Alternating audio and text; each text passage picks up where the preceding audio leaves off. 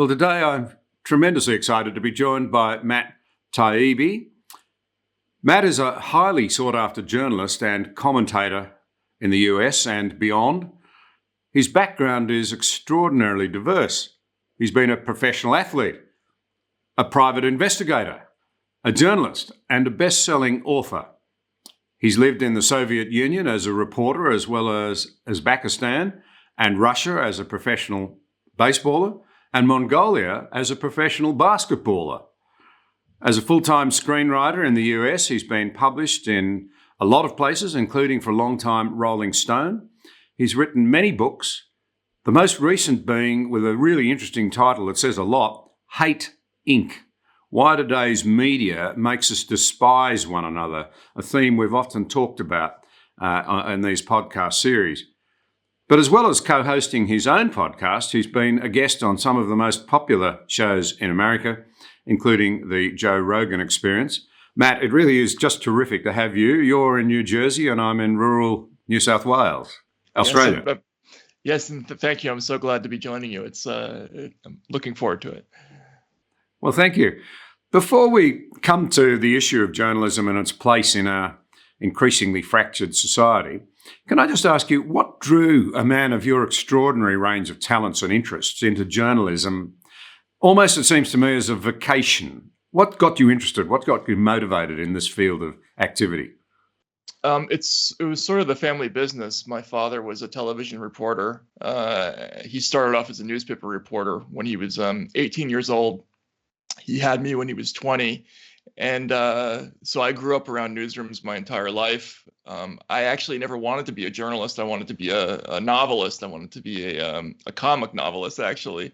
But it turned out I don't really have a talent for fiction. So when I graduated from the university, I fell back on the family business, which was one thing that I knew how to do. And I started off in the former Soviet Union, sort of stringing for wire services, and eventually became a feature writer. How old were you, can I ask, when you went to the Soviet Union? And what was it like? Give us a feel for what it was like at that time. It was a pretty tumultuous time in US-Russia relationships and in Russia itself. It was. I first went there in 1989. I was 19 years old as a student. I went to Russia because I was a big fan of Russian books as a kid. My favorite writer was Nikolai Gogol, who was a great Russian comic novelist. And I was myself kind of a depressive young person at the time. And when I first went to the Soviet Union, it was such a contrast with the United States. Everybody was depressed, and I felt like I fit in. But I had a connection with the culture and the people very early on. The country was in a tremendous state of upheaval, however, and from the moment the Soviet Union collapsed, for the next 10 or 11 years when I stayed in country, it was basically a permanent state of turmoil and corruption that really hasn't cleaned up that much in the interim. No, it's extraordinary how things have unfolded because, of course, the collapse of the Berlin Wall and all the rest of it, democracy looked like it had won out and communism had collapsed, and just a few short years on, we find that that's not the case at all. But we'll come back to those things. If we can go back to the basics, though, historically, the media, I think, is, and still does, see itself as absolutely critically important, and we've generally thought of it as vital for the proper working of democracy. Given the turmoil in the media and now the strip between, or the gap between mainstream media and the sort of things that we're doing, how do you see the role of the media in today's fractured democracies going forward? Well, I think in my father's era and the 60s and 70s, journalism for a long time in America was more of a trade than a profession. It was not uncommon for journalists to be the sons and daughters of plumbers and electricians. It was a working class or to middle class vocation. People came up through the business as paper boys or paper kids or in the printers. And in my lifetime, that significantly changed, and it became much more of an upper class vocation where rich kids who went to the Ivy League schools went into journalism. I think in large part because of movies like All the President's Men that sort of cast journalism as a sexy profession. And as a result, I think the consequence of that is that journalists used to be sort of on the side of ordinary people. They were seen as kind of a check on power. Now, culturally, journalists have evolved to being sort of defenders of the establishment and the status quo, which is one of the reasons why I think there's been such a kind of catastrophic loss of trust in the business in this country anyway. There's a real divide between kind of ordinary people and the press that didn't exist when I went into the business the first time. Yes, this breakdown of trust is a very big issue. We actually have, as does your northern neighbour, Canada, as does the UK, we have a publicly funded broadcaster, the ABC, Australian Broadcasting Corporation. And it, in a recent survey, it was discovered that only Green voters consistently regarded as balanced, and indeed over and above that, if it were optional, if you paid a subscription for the ABC, a very limited number of Australians, about 1 in 5, would be prepared to pay for it. That's a dramatic shift. And perhaps it's reflecting what you're talking about. There's sort of almost this new elitism, this tendency for them, people in the media, to want to campaign rather than to inform. And people see through that. And it often amazes me that, I mean, you know, people are in the media are not more aware that when they're being biased, when they're not being professional, people pick it up very quickly. It seems to me. Absolutely. And we have statistics that are very similar to what you're talking about. There was a Gallup poll last September that showed that only 9% of Americans say they have high levels of confidence in the news media. Only 31% of the additional population has some level of confidence. So you're talking about a 60% no confidence rate in the media right now. And the what you're talking about, that sort of disconnect between journalists and the population. I mean, I was definitely aware of it. I remember I covered the presidential election in 2016, and Donald Trump, during his speeches, he would point to us. He would point to the press section, and he would say, you know, look at those bloodsuckers. They're not on your side. I'm on your side. They're lying to you. And I could see the way the crowds were looking at us differently than they used to. I was very alarmed that my colleagues didn't take it seriously. I knew right away that was a serious problem. And I think it's something that really more of the old timers in our business are worried about, whereas there's a generation coming up that doesn't know that it's ever been different. Well, that's very concerning when we wash corporate history out. And one of the things that I think is happening in Australia now is that our memories are becoming very short. Now, I noticed Frank Ferruti from the UK has written a very interesting book called Boundaries. I'm hoping to talk to him about it. He says that one of the problems is that there's a very determined push as part of this sort of elite belief that they know better to delegitimize the past so that young people have little understanding of what's really happened and are easily persuaded by the notion that somehow they are part of an illegitimate culture, one that is inferior, that's done the wrong thing. And of course, that means that they're not willing to defend it in particular because they don't understand it. Yeah, so there's been a major shift in how journalists approach the whole idea of talking to their audiences. There was a very influential article in 2016 here in the New York Times called "Trump is Testing the Norms of Objectivity in Journalism," and the author, the columnist, essentially said that journalists not only have to worry about being true, but they have to be worried about being true to history's judgment. And what this really meant was that we no longer can trust the audience to just sort things out on their own. We can't just give them the information and worry about being accurate and hope that they'll make sense of it. We now have to give them information and try to steer them in the correct direction, because the implication is we don't trust them to make that decision anymore. To me, that speaks to a total breakdown in the relationship, because the press has always been about communicating with the public and saying, look, here's the compact. We're going to give you all the information. We're going to tell you what's true. We're going to be as dedicated to that job as we can. And then we're going to trust you to do the responsible thing with this information. Now we're saying we don't trust them anymore, and I think they're reciprocating by tuning us out. Yeah.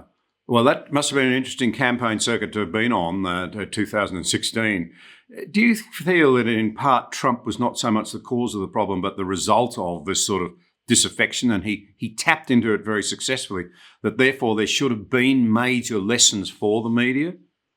Oh, absolutely. This was a pre-existing thing that started long before Trump came on the scene. He just very opportunistically took advantage of this drift away from the news media. I mean, I started to see this lack of trust happening sort of right after the Iraq War. I think the WMD episode was very, very damaging in the United States. People started to realize that essentially there were different camps in the news media and that they were really playing for profit, not worrying as much about accuracy as they had in the past.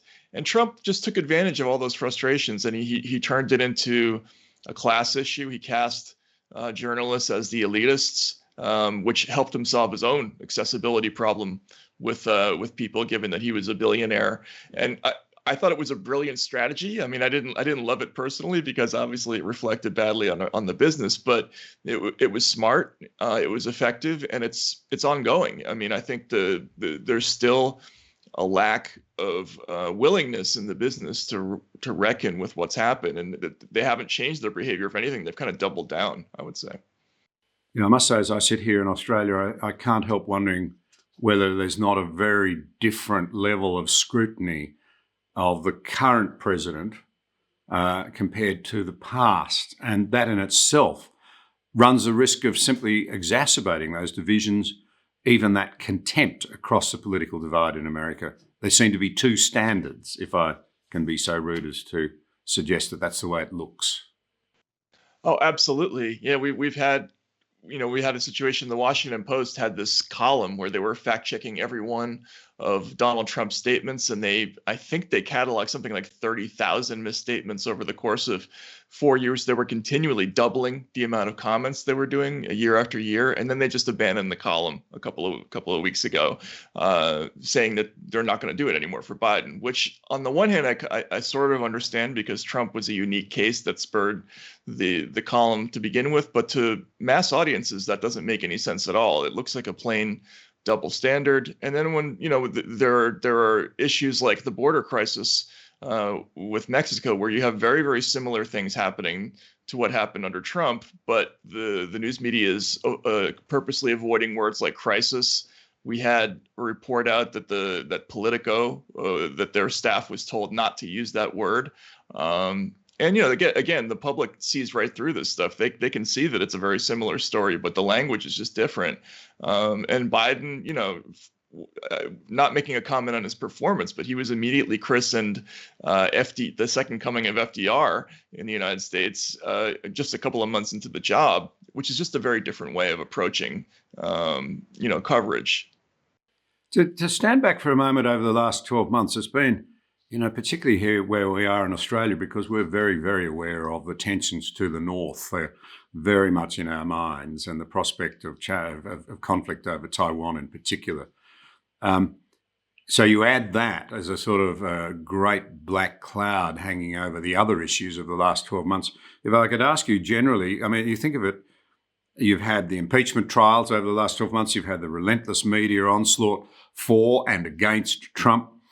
You had then the Black Lives Matter protests, the November elections, the January 6th storming of Capitol Hill.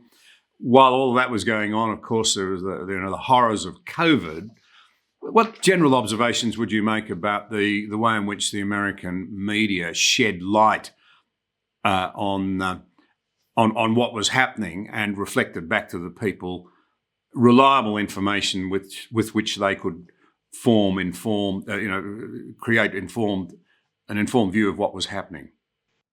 Yeah, I think every single one of the issues that you just brought up, including COVID, I think what distinguishes all of them is that they've been presented to the public as essentially binary issues, where there's one side and another side. So if you turn on Fox News, you're going to get one version of the story. And if you turn on CNN or MSNBC, you're going to get another version of the story. It's more or less predetermined. And they do that with every issue, whether it's a partisan issue or not. I think what was extraordinary about the way we covered COVID is we managed somehow to make even that into a partisan issue. So when it first broke, there was a stress on any factoid that made the crisis look worse. That tended to be highlighted in the kind of anti-Trump media. And then there was anything that suggested that there might be a cure or relief or progress that was highlighted in the Fox media. A great example of this was the debate over hydroxychloroquine, which was just a medicine. It doesn't have any political value one way or the other, but just because Trump said something positive about it once, anything that was negative about hydroxychloroquine, that appeared in the New York Times, CNN, and then the opposite thing happened in Fox, which is, again, I don't think it's the right way to cover the news. The journalists should be taking in all sides of the issues, and usually they're not binary. Usually they're multi-shaded, and they have many gradations of different realities involved. And I think you're presenting a false face to the public if you only show them two sides of every story. So the interesting thing here, Matt, is that the position you're taking is one of defending professionalism, and you're actually standing against this partisanship that's entered the media now, where in this country, probably the most senior journalist said to me on one of these talks recently that you've actually got to do a sort of a political analysis of each of the media sources in the country and then try and pick two or three of them so that you can keep yourself informed and form a middle ground. And that's the great tragedy of it. What you're really arguing for is a return to simple professionalism, it seems to me. Yeah, and what you're describing, it's interesting. When I lived in Russia in the 90s and during the Yeltsin years, each one of the newspapers was essentially owned by an oligarchical business figure or a mafia-linked figure, and they all had their own takes on the news. And in the morning, when you wanted to figure out what happened in the world, you had to kind of sift out, well, this person wants to say this and that person wants to say that. Somewhere in the middle of all that is reality, but you would never see it all presented in one place. Unfortunately, that's kind of how we have to do things in America now, and I'm guessing that you're saying it's the same thing in Australia too. You have to kind of pick and choose the factoids that you see in the different media outlets, and from that construct, a sort of basic framework of what's actually happening. And I just don't think that's our role. I think when we're doing the job correctly, journalism is kind of separate from politics. We're not aligned with any one particular party, and we have to be that. We have to be perceived as that also, in order to be believed and trusted and seen as a check on power. If we're seen as being, aligned with the Democrats or the Republicans, then what good are we, right? I mean, I think that's the problem as far as audiences are concerned. They might as well just read a press release from the DNC or the RNC, the Republican and Democratic committees. Why bother going to a news outlet if they're going to do that? So yeah, you're right. It is basically.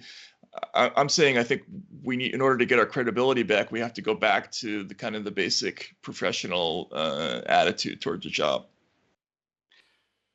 Yeah, to tease this out a little bit, you've spoken about what you call a schism in journalism between those who are seeing journalism as a fact-finding project largely detached from ideology on the one hand, and a new school, your words again, which sees its project in terms of, interesting term you've used here, moral clarity.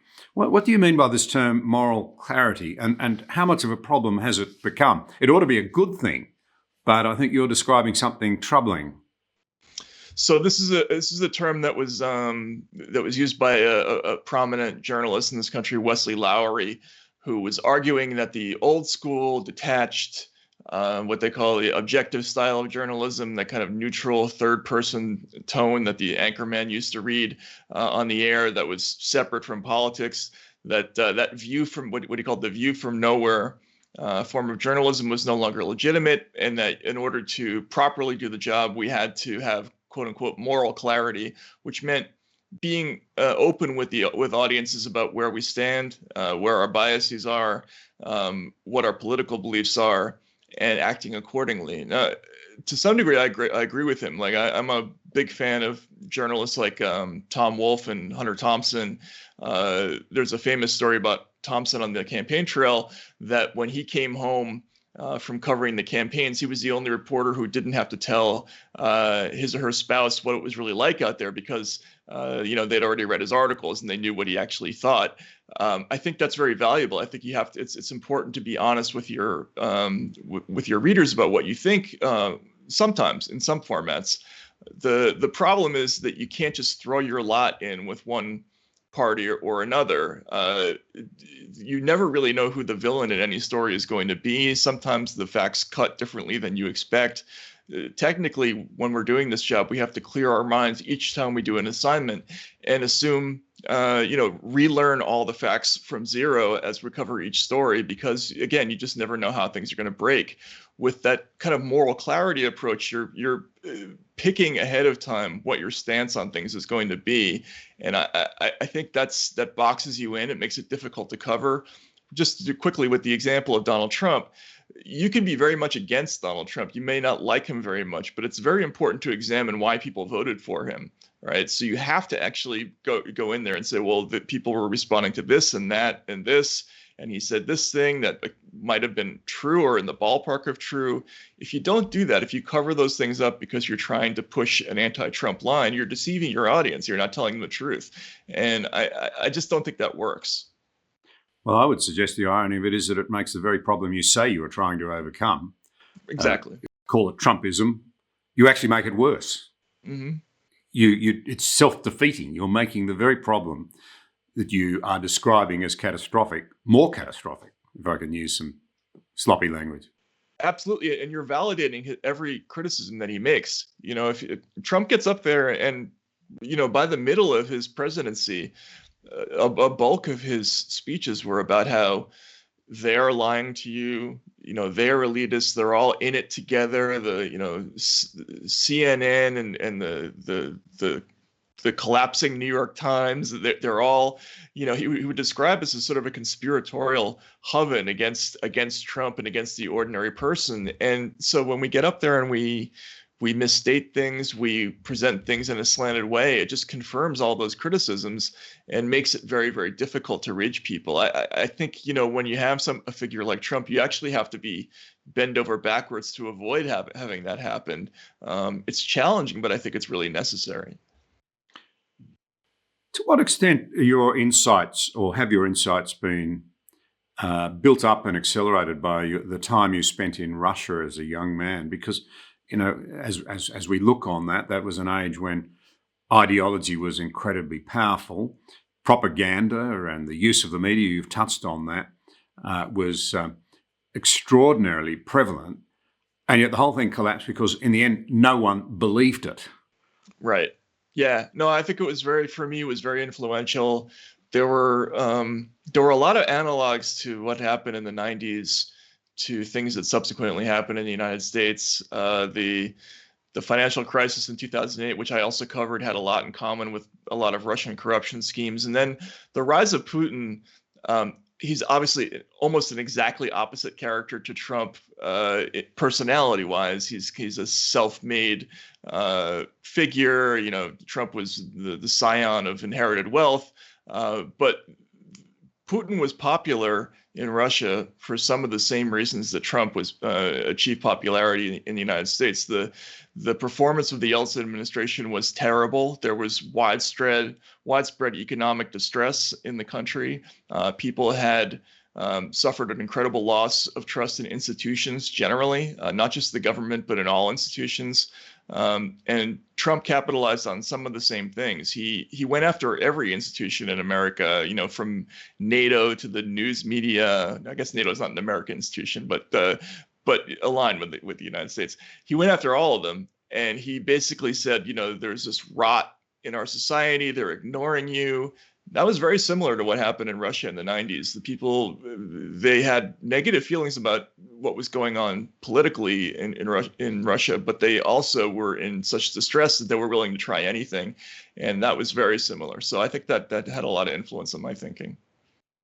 Can I just ask you, where do you think the role of academia in all of this has been? The universities, they've become very controversial in Australia. There's enormous I think, public angst actually over the performance of our universities and the way in which they have contributed to what might be described as a distrust, even a loathing of our own cultural underpinnings, which has left people uncertain of their own values and beliefs. Yeah, I think we're going through exactly the same thing here in the United States, and there's a very close correlation between what's going on in academia and what's happened in the news media. I think it just hit the news media a little later. We had a series of episodes last summer where journalists were chased out of their newsrooms for having beliefs that were different from other people in the news, which is similar to some of those sort of cancellation episodes you hear about in universities. That idea of objectivity and detachment and sort of intellectual rigor in the business and foregoing that for a new kind of politically charged advocacy form of journalism, that's also, I think, been a big trend in academia. And then, you mentioned the kind of dislike for established institutions and traditions in the country.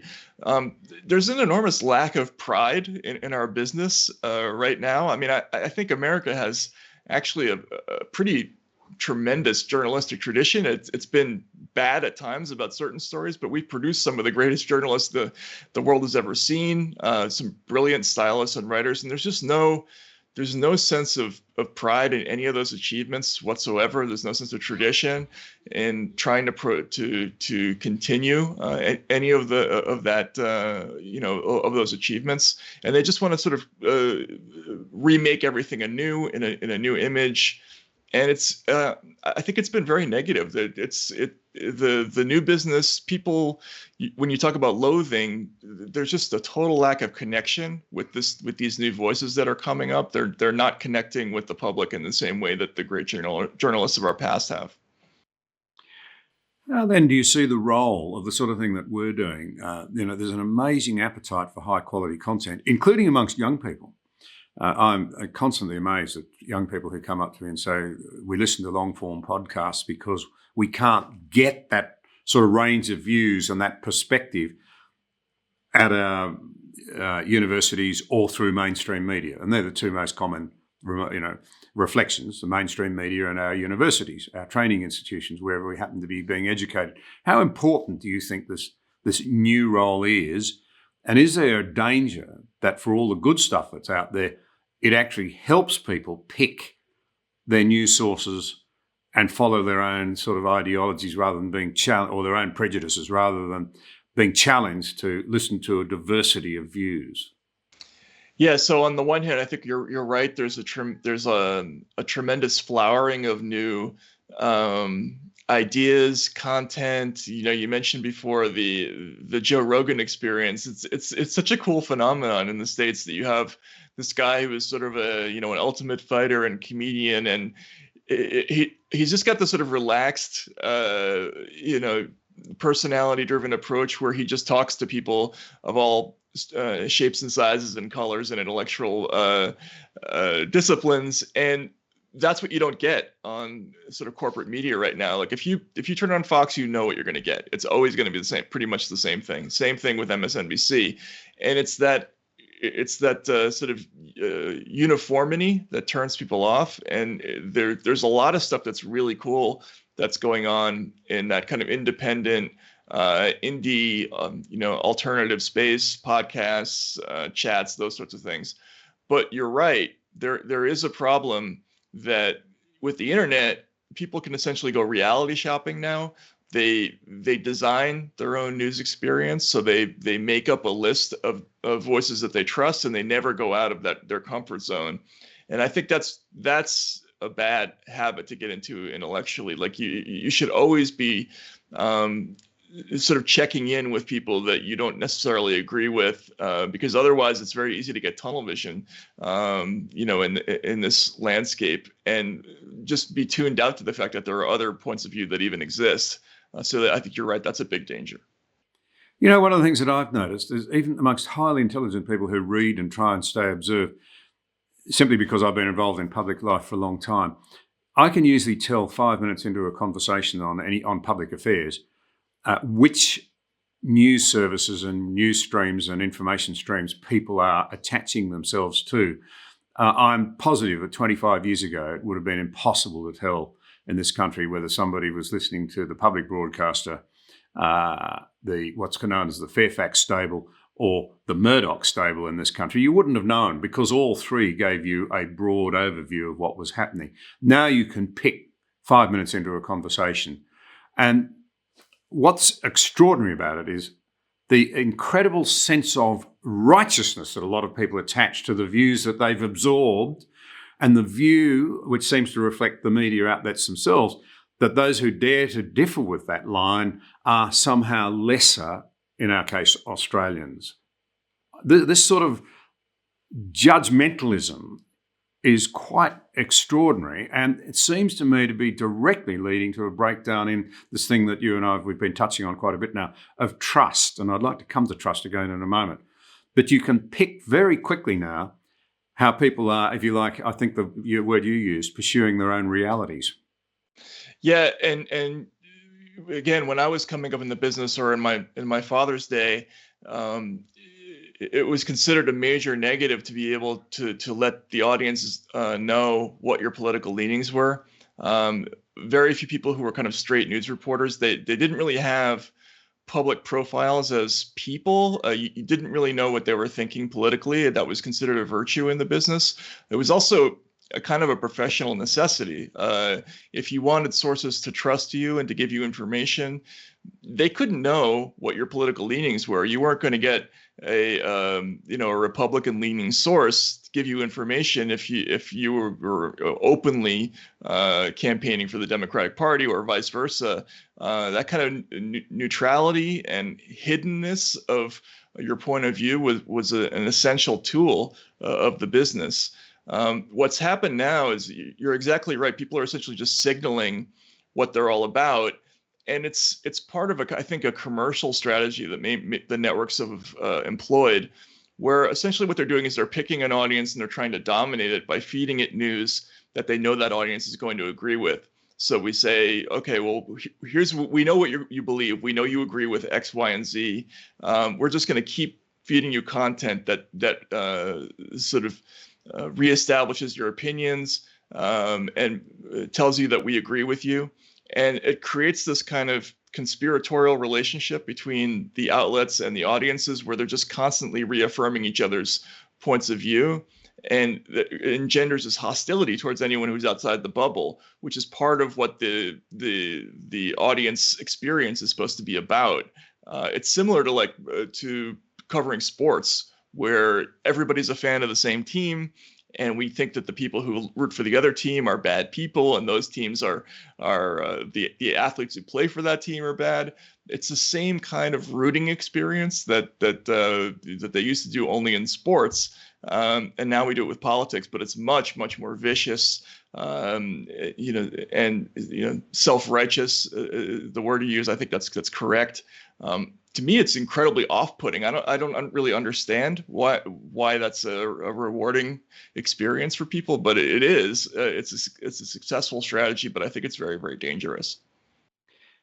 In general terms, because you've seen it, and the very interesting places that you've lived around the world, can a society really operate properly when, on the one hand, you've got this serious breakdown in trust, on the other side of the coin, and it seems to me they're very closely related, you have this incredible polarization, and in identity politics, it's particularly vicious. I think the way we're going at the moment. Can a cohesive society survive it for very long? I think this is a real problem for the whole of the West. Yeah, you can't do it and not expect it to eventually have serious consequences in society. I think what we've been doing in this business for decades now is we've been pumping people full of political animosity, agitating them, getting them upset for profit. And we expect that's not going to have blowback and consequences, but of course it's going to. People are eventually they're going to start really hating each other. It's not going to be just for show. It's not going to be just for entertainment purposes. They're actually going to start hating each other. And it's not survivable if the official posture of the major news outlets in the country is that we should hate and dislike one another. It's just not a tenable situation, especially in a country like the United States, which is heavily armed and has a very, very violent streak running through our society. I think it's been very irresponsible, but it's turned especially dark in the last couple of years. And people, we see situations like families are breaking up. People, who are lifelong friends no longer talk to one another. And I think it has a lot to do with the news media. It's almost a cultural civil war, that most horrendous war in America where families were divided and brothers were on different sides trying to kill one another. And whilst we're not quite reduced to that, although we'll come to the social media in a moment, I'd just like to ask you about how dangerous it can be when we get into cancel culture. But you've got that same sort of deep, passionate divisions, hatred and loathing of people, even within families. And one of our very distinguished former ambassadors to America, Kim Beazley, made the comment that here in Australia, we tend not to be able to understand America very well because we get the East Coast and the West Coast. We get Hollywood and we get New York. We don't get real America, and real America is very different. How do you think real Americans feel, if I can put it that way? Well, I don't want to imply they're real and unreal Americans. That's not fair. No, I get it. But Americans in the middle, the American in flyover America. How are they feeling about all of this? And where do you think they might seek to go in the future in such a polarized environment? I think if you want to use that term, flyover country, look, there's a huge and obvious divide between kind of blue state America and red state America. And it's essentially a difference between the coasts and the middle of the country and urban America and the areas outside the cities, right? So if you look at how the country votes, outside the cities, it's mostly all red. Inside the cities, it's mostly all blue. And the cultural divide is just enormous. I mean, people they don't occupy the same factual universes. I think it's really kind of depressing for me because, I've covered a lot of different things in the United States in the last 20 years or so. And my experience has always been that Americans tend to be pretty decent to one another when they're removed from the political discussion. I've seen people, I covered the Iraq War, and I saw people from very different backgrounds getting along, perfectly and cooperating, even though that was a terrible situation, or Hurricane Katrina. But you get them in a place where they have to start talking about politics, and it's a death battle now. People just do not have any common ground anymore. There used to be some. I think there used to be some areas where sort of upper class cosmopolitan America and kind of rural middle class America, there was some overlap, but now it's basically two different countries. And I think there's a tremendous amount of resentment out there, especially towards kind of upper class, cosmopolitan, college educated or more America. That divide is just getting bigger and bigger every day.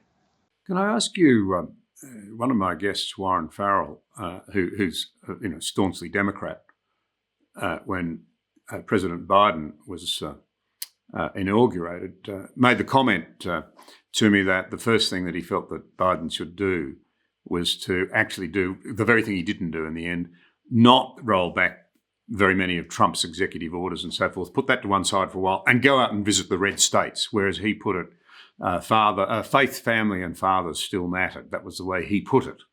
And sit down as much as possible, do what we would call in Australia a listening tour. And as president, say, I want to reunify the country. What was it that drove you to support President Trump? Why were you so frustrated? Would that have helped? Or do you think perhaps I'm missing something and it's happened? But my impression is it hasn't happened, the new administration seems more determined than ever to exacerbate and carry forward the warfare in the expectation that they'll win because they're right. That's the tone of it that you do sort of get a bit Yeah, from and this side of the world. I think you're right. I think that was a major factor in, for instance, why Hillary Clinton didn't win in 2016. In fact, Barack Obama even said that after Hillary lost to Trump. He said, the reason that I won was that I went to every little small town in Iowa when I campaigned, and I didn't just go to the places that I knew were going to support me. I went to the other places too, and I talked to them. And I think, Obama, there are many things that I criticized about him for when he was president, but he did do that. He made a conscious effort to at least kind of listen to what was going on in those other parts of the country. And he had tremendous amount of success in these territories that we called like the Reagan Democrat districts, the districts that had been traditionally Democratic, but they leaned towards Reagan in the 80s or Bush in the early 2000s. He did well there, I think, because he talked to them. That has not been the strategy of Democrats since 2016. There's been really no effort at all to kind of reach out and even understand what's going on in red state America. It's been sort of constant demonization of Trump, which on one level I kind of get because it animates their following, but you're basically foregoing massive amounts of votes, and I also just morally don't think it's the right thing to do. If you're leading a country, like, you have to show that you're interested in being their president too, and that's kind of what hasn't happened. Now, to be fair, Trump didn't do that whole lot of that either in the other direction, but he did court voters on the other side. He went after Bernie Sanders voters. He was very open to the idea that anybody was welcome to vote for him, which you don't even hear Democrats say. So I think you're right. I think that's a big problem, that there's this tone of we're talking to our people and that's it. Biden's aides have been openly telling journalists that we've given up trying to get votes across the aisle, that we're going to govern as we see fit from now on, just with the votes that we have, and that's how we're going to do things. I don't know that that's a good strategy. The one thing that it does seem both sides of politics in America, and presumably a lot of people in the community are unified on, is the whole question of the challenge of China. That does seem to be a unifying factor. Now, there's a nationalism that is deplorable. In fact, most authoritarian regimes deploy it effectively and horribly. But there's a patriotism that's admirable, concern for your fellow citizens, your family, if you like, and their values and the things that bind them together. Is it possible that the very real challenges that China now poses, and indeed, the possibility for miscalculation and very serious consequences, could in fact provide a uniforming sort of spirit for America as they recognise that there are forces at large now that don't care very much about America's internal squabbles or Australia's internal squabbles. They just essentially want to end our freedom and our way of life. Do you see that as a potential unifier and a way forward in a perverse way to ending the terrible differences that are tearing Western cultures apart? So Americans have always had kind of a schizophrenic attitude towards China. I think if you go back and you read books like Manufacturing Consent, you see that, for a long time until the collapse of the Soviet Union, I think the sort of organizing religion in American society was anti-communism, but it was very oriented towards Russia and the Soviet Union. The villain in American movies and American pop culture is historically a Slavic or a Russian gangster, or towards the Chinese. I think Americans have very confused feelings, and I think this goes back to the 90s when we first started to see like the sort of mass export of the American manufacturing economy, and there was a political divide in America about whether or not we should be aggressive towards China or whether we should open our markets towards China. Bill Clinton opted to give China most favored nation trading status. And that's kind of where politically the status quo in this country has rested ever since. And I think it's been confusing, especially kind of for traditionally liberal Americans who usually prioritize human rights and would normally be sort of up in arms about a lot of the things that go on in China, but their political leaders don't act that way. It was I think that was very symbolic when there was that whole argument with the NBA when one of the owners of the Houston Rockets spoke out against abuses in China, and he was immediately sort of castigated by LeBron James and other famous athletes because the money was coming from China, so that's kind of the problem with America. We're very dependent on Chinese money. It's everywhere in our culture, especially in communications and in Hollywood and in the finance sector. There's tons and tons of Chinese money. We borrow tons of money from the Chinese. And even during the COVID thing, there hasn't been this kind of rallying of national animosity towards China on the level that you might expect. It's been more direct towards Russia even now. So it's possible. There's a history of us kind of bonding together over things like 9/11 when we feel like we're under assault, but that hasn't fully galvanized yet, I don't think, in this country. Right. It's an interesting perspective. And it'll be very important or very interesting to see how it unfolds here in Australia, because we are under quite heavy attack at the moment, in the media at least, from China, but in various other ways in terms of interference in politics, in business and what have you, academia. So it's quite challenging, even chilling, I think, for us in this country to contemplate what the future might look like. And of course, our traditional bonds with the United States are very important. Can we switch gears? What advice would you say, given your very deep commitment to professionalism and objectivity, high standards in journalism, and you plainly see it as critically important, as I do, to the proper functioning of a society, to young people thinking about going into journalism and the media? We have training schools in Australia where, amongst other things, a young student told me, we're just taught that politicians lie and our job is to get the truth out of them. So if you start with that perspective, you've fallen into the great problem of putting, seeing it as a fight between good people and bad people, rather than one of, decent respect for one another that should only be undone when it's obvious that somebody is being dishonest. Your starting point's wrong. What sort of thoughts and advice would you say to young people who think, I'd like to be involved in this world and I think it's important? First of all, journalism can be a great job. It can allow you to see the world and allows you to sort of meet fascinating people from a variety of different realms and professions. And it's intellectually challenging, or it can be.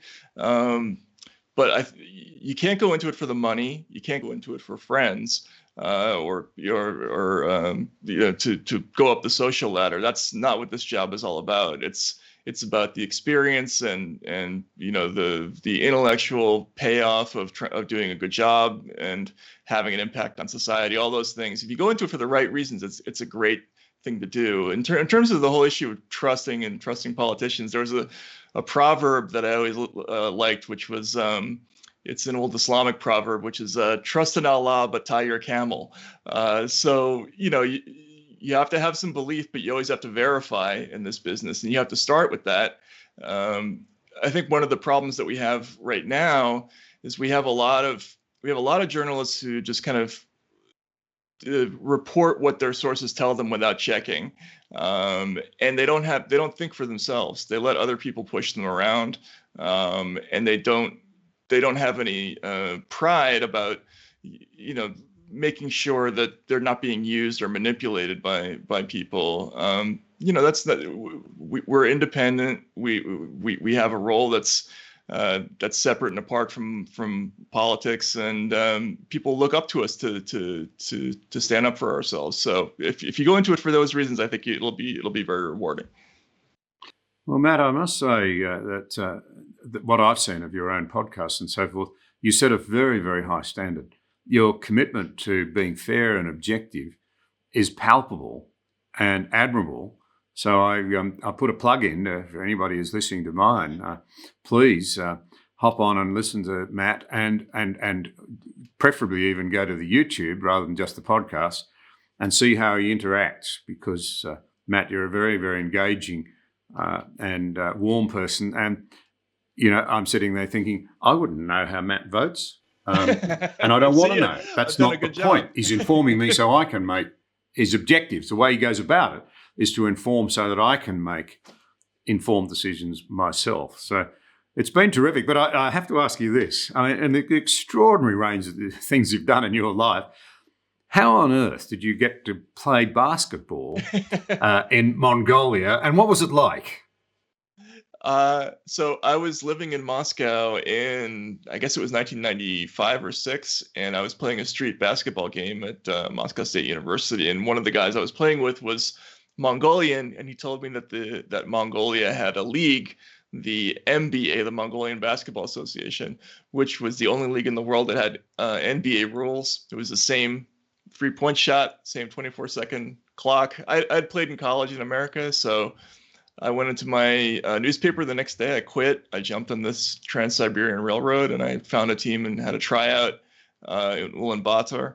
And it was great. I mean, at the time, Mongolians were really into basketball. It was a little bit like Indiana in the United States. And, the level was sort of like mid-collegiate level in America, but it was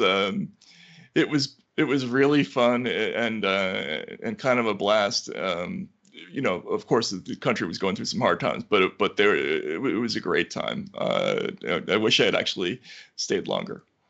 Terrific. Matt, you've been very kind with your time. I've been fascinated by what you've had to say, and I just absolutely salute that professionalism that you bring to the task. It's really admirable and a fantastic example for people to try and emulate, I think. So I do warmly congratulate you on it. Oh, well, thank you very much, Mr. Anderson. I appreciate it. And I wish you the best of luck, and thanks so much for having me on. Thank you. All right. Take care now.